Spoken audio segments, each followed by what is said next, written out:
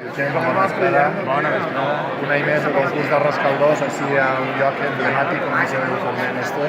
Un poquet com ha transcorrit enguany la jornada. Pues la veritat que molt tranquil·lament, en un dia especial i meravellós, perquè la veritat el clima ens ha acompanyat i la participació idònia, els 16 restaurants han participat, en harmonia.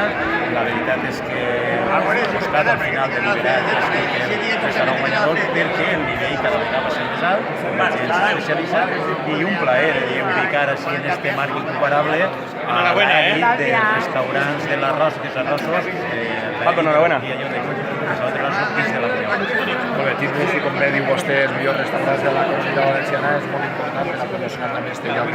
Sí, jo crec que en este moment el Forment de Guixers s'ha convertit per un moment en la capital de la gastronomia valenciana, ubicant una modalitat gastronòmica d'arrossos que la veritat és que s'havia quedat un poc enxapada per el seu germà major, la paella, però que és un plat excepcional i que està molt arrelat dins del nostre entorn.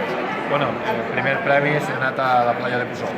Exactament, afortunadament, el premi ha anat a parar a un gran restaurant, un restaurant que no estava habituat a entrar dins dels guardonats, i jo me n'alegre per ell, perquè la veritat és que repartir els premis també és una satisfacció per als organitzadors, i al fi i al cap és un poc el criteri que ha seguit el jurat, i la veritat és que totalment confiats en que segur que ha sigut millor. Des de l'Ajuntament vau voler també un dia abans també promocionar l'arròs caldós a nivell popular en la participació de la gent del poble.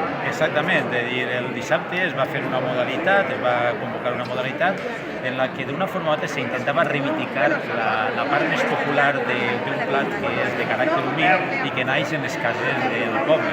Aleshores, d'una forma o altra s'homenatjava a esta vessant a través d'una mena de concurs de colles de gent del poble que va guisar estudiants a casa, però en este marc un plat d'arròs caldós de la forma que tradicionalment ho feien les seves cases.